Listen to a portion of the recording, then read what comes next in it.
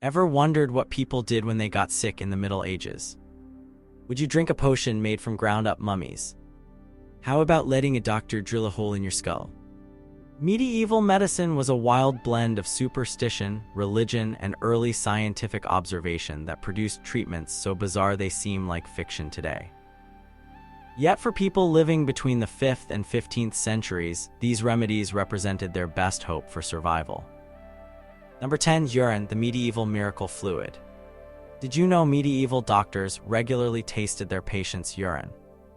Urine diagnosis, called uroscopy, was considered the height of medical sophistication. Physicians carried special glass flasks shaped specifically for urine examination, analyzing its color, smell, taste, and even the bubbles that formed when shaken. They believed a sweet taste indicated diabetes, while cloudiness might suggest pregnancy or infection. But urine wasn't just for diagnosis. It served as a treatment too. Got a wound that won't heal? Medieval physicians prescribed washing it with urine, which they believed had antiseptic properties. Suffering from bad skin? A urine facial was thought to clear complexions. Urine mouthwash was recommended for oral health, with morning urine considered particularly potent since it had been brewing all night. Some medical texts even recommended drinking your own urine to treat various internal ailments. The strangest part: there's a kernel of scientific truth here. Urine is sterile when it leaves the body and contains urea, which has some antibacterial properties. While modern medicine definitely doesn't recommend urine treatments, medieval physicians weren't completely off base in recognizing certain practical applications of this readily available fluid. Wealthy patients could even have their urine sent to specialists for diagnosis without traveling themselves. Messengers would carry urine samples over long distances, creating a kind of medieval medical delivery service centered entirely around bodily waste.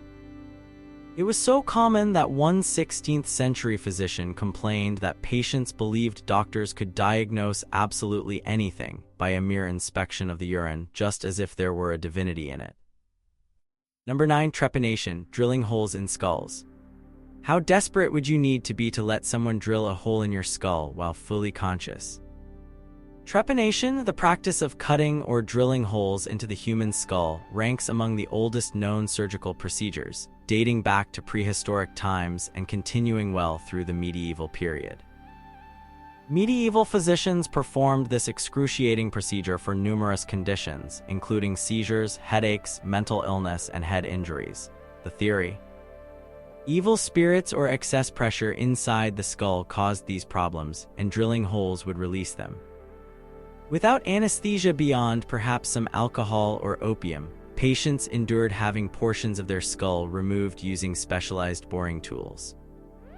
The truly astounding fact is that archaeological evidence shows many patients survived this procedure.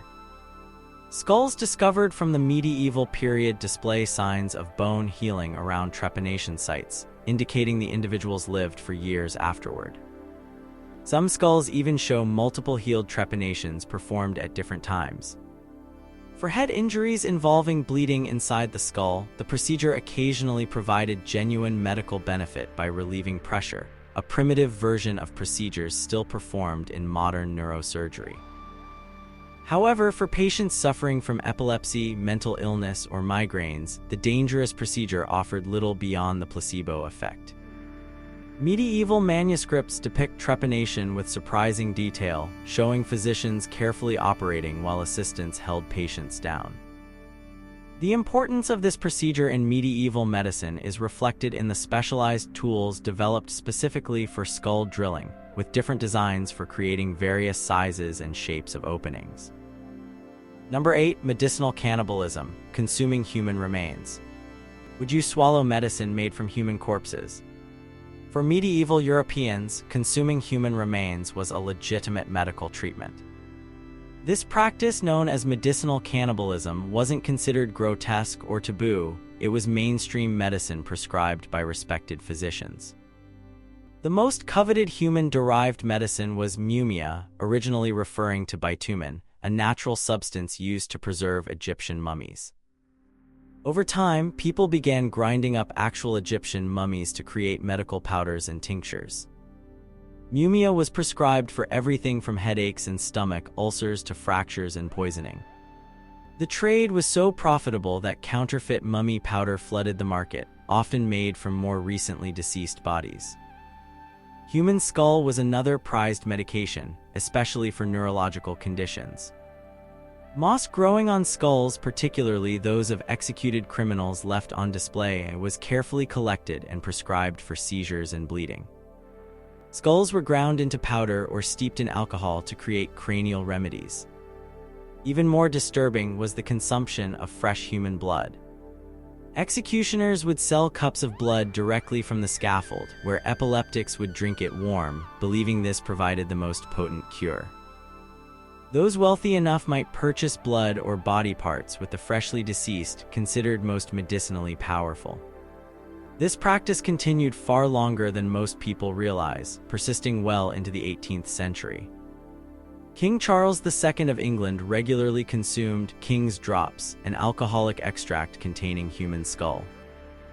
The grim irony is that while medieval physicians believed human remains contained vital life essence, the treatments likely introduced dangerous pathogens and toxins into already suffering patients. Number 7. Animal-based remedies, from crushed beetles to fox lungs. Ever been prescribed powdered fox lung for asthma? Medieval physicians relied heavily on animal-derived treatments that ranged from the relatively reasonable to the utterly bizarre. Animal ingredients weren't just occasionally used, they formed the cornerstone of medieval pharmacy. For respiratory problems, medieval physicians prescribed fox lungs. The logic followed sympathetic magic. Foxes were known for their stamina and powerful breathing, so consuming their lungs would transfer those qualities to human lungs. Similarly, eating owl brains was recommended to fight headaches because owls were symbols of wisdom.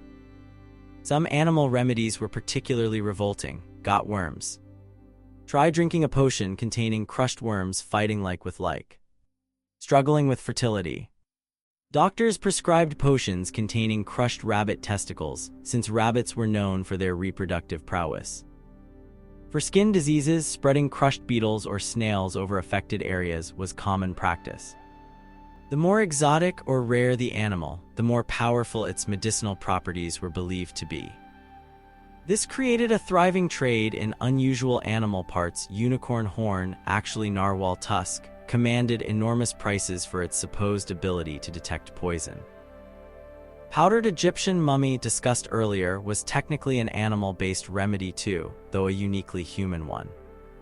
While modern readers might dismiss these treatments as pure superstition, some contained active medicinal compounds. Ground millipedes prescribed for kidney stones contain chemicals that can act as mild diuretics. Crushed woodlice, used for urinary problems, contain calcium carbonate with mild antacid properties. The famous theriac, a complex preparation containing viper flesh, opium, and dozens of other ingredients, likely provided pain relief through its opium content despite its bizarre formulation. Number 6. Bloodletting, draining away disease.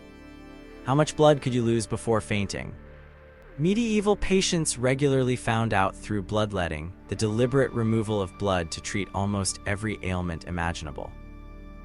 This wasn't a fringe practice but the cornerstone of medieval medicine, based on the theory of the four humors: blood, phlegm, yellow bile, and black bile, that needed to remain in balance for good health. When a patient showed signs of illness, physicians typically diagnosed an excess of blood that needed draining. Methods varied in brutality. Venesection, cutting open veins, was most common, with physicians targeting specific veins depending on the ailment. Fevers might require blood from the head, while abdominal complaints called for veins in the right arm. For more localized problems, doctors applied leeches, which could extract considerable amounts of blood while causing less pain than cutting. Wealthy households kept jars of live leeches for medical emergencies. Alternately, physicians used cupping, placing heated glass cups on the skin to create suction, drawing blood to the surface. Scarification, making multiple small cuts before cupping, increased blood flow. The amount of blood removed was staggering by modern standards. Medieval medical texts recommended removing up to 30% of total blood volume in severe cases, enough to cause serious medical shock. Bloodletting sessions might be repeated daily until the patient either improved or became too weak to continue. Most shocking to modern readers, bloodletting was regularly performed on people already weakened from illness, malnutrition, or age. This practice undoubtedly killed countless patients who might have recovered naturally, including famous victims like King Charles II of England and George Washington. Though the latter was treated in 1799, the practice persisted long after medieval times. Ironically, for a small subset of conditions like hemochromatosis, iron overload disorder, bloodletting actually provided genuine benefits and survives in modified form as therapeutic phlebotomy. For the vast majority of medieval patients, however, bloodletting likely hastened rather than prevented death. Number 5. Astronomical medicine, when your health depended on the stars. Would you reschedule surgery because Mars entered Scorpio? Medieval physicians wouldn't dream of performing important medical procedures without consulting astronomical charts. Medicine and astronomy were inseparable disciplines, with most medical universities teaching both subjects as necessarily connected sciences. The position of stars and planets determined everything from diagnosis to treatment. Medical astrology wasn't considered superstition, but cutting-edge science. Physicians carried special almanacs showing which body parts corresponded to which zodiac signs.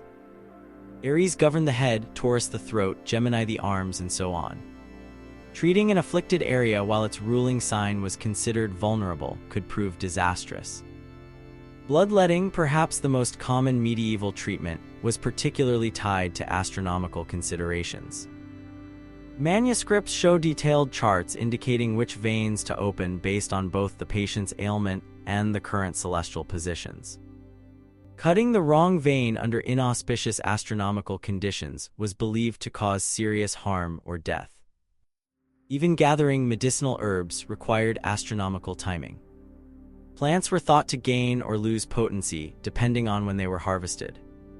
A fever remedy might work only if the herbs were collected during a waning moon, while a fertility treatment required gathering under Venus's influence. The practice tied into broader medieval worldviews connecting microcosm, the human body, with macrocosm, the universe. Just as heavenly bodies followed predictable patterns, so did human health. Diseases arrived and departed according to celestial movements, making astronomy essential for prediction and treatment. While modern medicine has thoroughly abandoned astronomical timing, these practices reflect medieval physicians' attempts to bring order and predictability to the chaotic experience of illness. They sought patterns to explain why identical treatments worked for some patients but not others, a question that's still relevant in modern personalized medicine, though now addressed through genetics rather than star positions. Number 4. Strange surgical practices, from pig bladder prosthetics to dental worms. Ever had a tooth extracted with pliers by a blacksmith? Medieval surgery existed in a strange intersection of butchery, carpentry, and medicine. Surgeons, often considered lower status than physicians, developed remarkably creative approaches to physical injuries, using available materials in ways that seem both ingenious and horrifying. Cataracts, which cause blindness when the eye's lens becomes cloudy, were treated with a procedure called couching. Surgeons inserted a needle into the eye to push the clouded lens downward, out of the line of sight. Without anesthesia or antiseptics, patients endured excruciating pain and high infection risks, though successful procedures could partially restore vision. Amputations were performed with remarkable speed using carpenter's saws and butcher's knives. The fastest surgeons could remove a limb in under a minute, crucial since shock and blood loss were the primary killers. Cauterization with hot irons stopped bleeding but caused additional trauma. To replace missing body parts, medieval prosthetists created remarkable devices: artificial hands with movable fingers, wooden legs with hinged knees, and even metal noses for those who lost theirs to diseases like syphilis. Dental procedures were equally creative and terrifying. The concept of tooth worms, tiny creatures thought to cause cavities by burrowing into teeth, led to treatments involving fumigations to smoke out these imaginary parasites. Painful extractions were performed using specialized tools or, for poorer patients, ordinary pliers. Missing teeth might be replaced with human teeth purchased from the poor or taken from corpses, animal teeth, or carved bone, all tied to neighboring teeth with metal wire. Perhaps most ingenious were treatments for hernias and bladder stones. Surgeons removed bladder stones, which could grow to remarkable sizes through perineal incisions, cutting directly into the bladder to extract the stones. The mortality rate was high but not universal, with some patients surviving what would otherwise be an excruciatingly painful condition. For hernias, surgeons developed specialized trusses and even attempted surgical repairs using pig bladders as patching material. Number 3. Plague remedies, fighting the Black Death. Would you wear a chicken against your armpits to treat bubonic plague? When the Black Death swept through Europe in the mid-14th century, killing an estimated 75 to 200 million people, desperate physicians tried everything imaginable to prevent and treat the mysterious disease. The iconic plague doctor costume, featuring a bird-like mask with a beak filled with herbs, leather clothing, gloves, and a staff, wasn't merely theatrical. Each element served a protective purpose according to medieval understanding.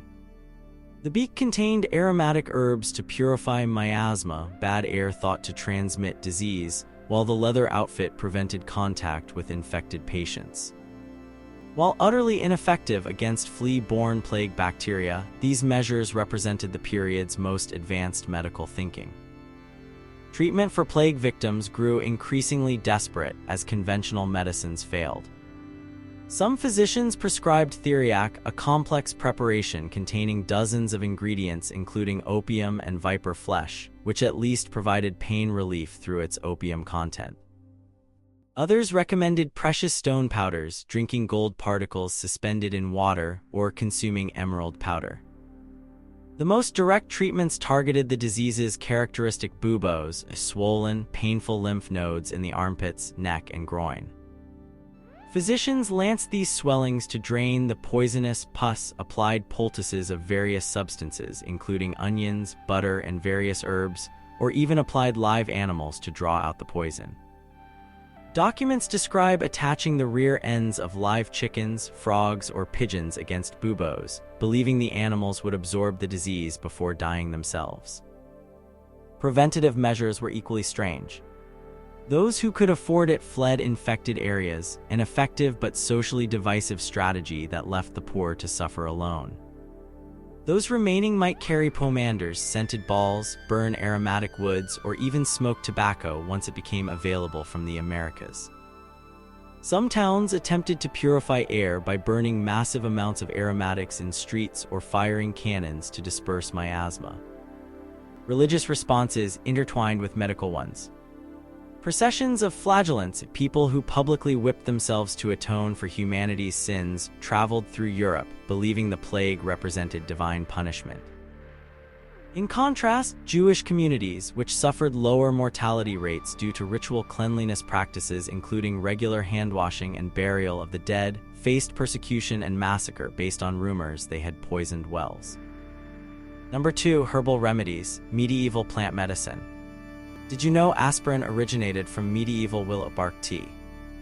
Not all medieval medicine was bizarre or harmful. Herbal remedies formed a sophisticated system based on centuries of observation and practice. While modern pharmacology has supplanted most medieval plant preparations, many contained genuinely effective compounds that continue to inspire medications today.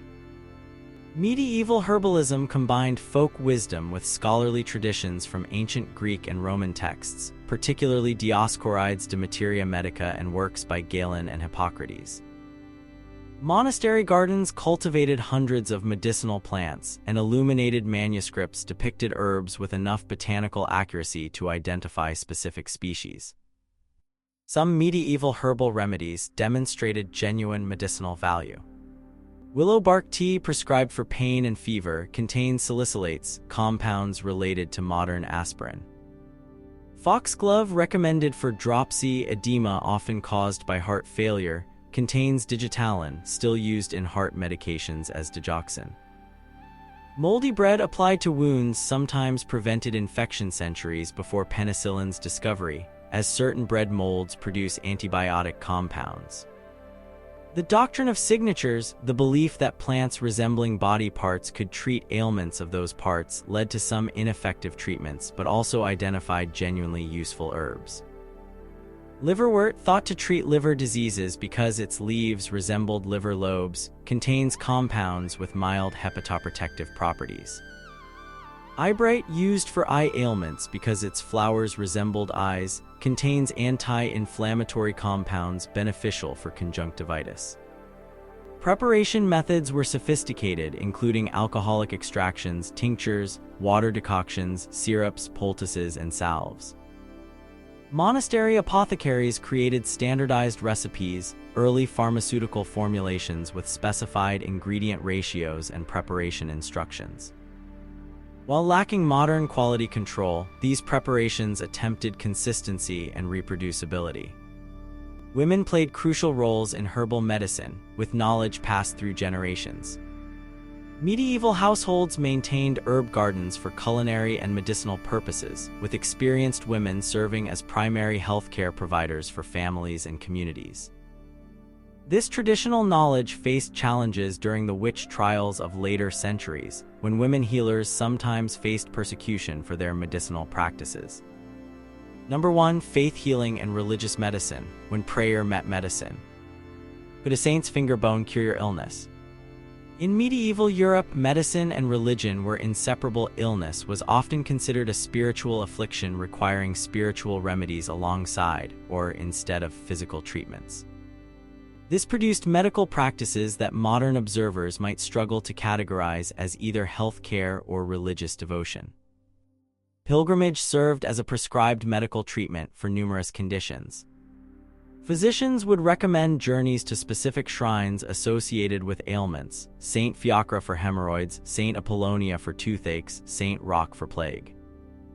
These journeys, often undertaken at great personal hardship, combined physical therapy, walking long distances, psychological benefits, sense of purpose and community, and spiritual healing from proximity to saints' relics.